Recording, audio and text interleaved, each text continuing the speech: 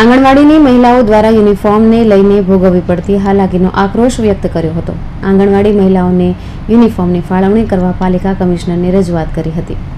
સુરત મહાનગરપાલિકા આંગણવાડી કર્મચારી સંઘ દ્વારા પાલિકા કમિશનરે રજૂઆત કરવામાં આવી હતી।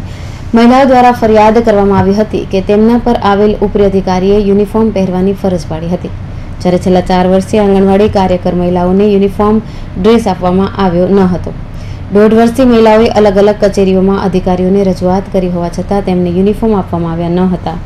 સામાન્ય ઘરમાંથી નોકરી પર આવતી મહિલાઓ પોતાના સ્વખર્ચે યુનિફોર્મ ખરીદી ન શકે, જેથી આંગણવાડી બહેનોને યુનિફોર્મની ફાળવણી કરવાની માંગ કરી હતી। આજે અમારું આંગણવાડીનું સંમેલન હતું અને આજે અમે સુરત મહાનગરપાલિકાના ઘણા બધા એવા પ્રશ્નો છે કે પ્રશ્નોનો નિકાલ થયો નથી અને ચર્ચા અમે કરી છે, એ લોકોને મૌખિકમાં પણ રજૂઆત કરી છે, છતાં પણ કરી નથી। અને નવા પ્રોગ્રામ ઓફિસર અમારા આવ્યા છે, એમને અમે સોમવારે મળ્યા અને લેખિતમાં રજૂઆત કરી કે ગુજરાત સરકારે જે અમારી બહેનોને યુનિફોર્મ આપ્યા છે તે 4 વર્ષ પેન્ડિંગ થઈ ગયા છે ને અમે સુરત મહાનગરપાલિકાને લખાણ આપ્યું હતું અને 1 વર્ષ થઈ ગયું, અમે યુનિફોર્મ પહેરતા નહીં હતા। અને આ નવા જે પ્રોગ્રામ ઓફિસર આવ્યા એ અમારી બહેનોને ખૂબ દબાણ કરે કે ફાટેલા તો ફાટેલા, પણ યુનિફોર્મ પહેરવાના ને યુનિફોર્મ પહેરવું જ પડશે, ચાલે જ નહીં પહેરે તો હું તમને છૂટા કરી દેવા, તમારા પગાર કાપી લેવા, એવી બધી બહેનોને ધમકી આપે છે।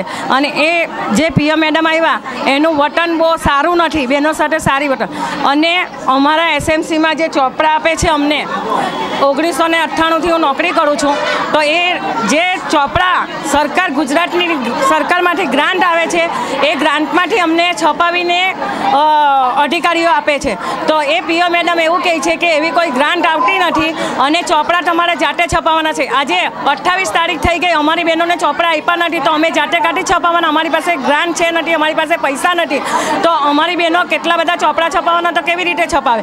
તો એ લોકો ચેકિંગમાં આવે તો પછી અમારી બહેનો પાસે હાજરી નહીં પૂરેલી હોય, બાળકોના નામ નહીં લખ્યા હોય તો અમારી બહેનોને બોલે છે, એટલે એ ચોપડા પણ અમને મળવા જરૂરી છે।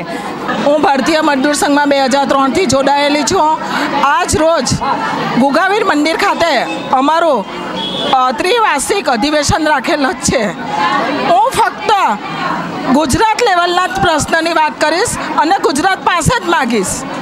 ગુજરાત લેવલે જે અમારા માટે પહેલાં ઘઉં, તેલ અને મગની દાળ આવતી હતી 7 માસથી 3 વર્ષના છોકરા, સગર્ભા ધાત્રી અને કિશોરી માટે, એ સ્ટોક અમારા આંગણવાડી પર એક પણ દિવસ રહેતો નહીં હતો। અમે તરત બોલાવ્યા લાભાર્થીને એટલે લાભાર્થી લઈ જતા હતા।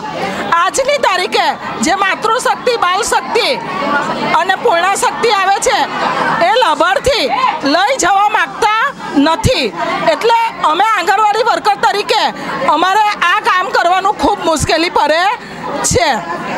જે સરકારે, કેન્દ્ર સરકારે 1 ઓક્ટોબરના રોજ પ્રધાનમંત્રી નરેન્દ્રભાઈ મોદીએ 1500 રૂપિયાની અમને માનદ વેતનમાં સુધારો કર્યો છે ઓલ રાષ્ટ્રીય ભારત દેશની આંગણવાડી વર્કરને, એ 1500 રૂપિયા ગુજરાત રાજ્યએ હજી સુધી અમને ચૂકવ્યા નથી।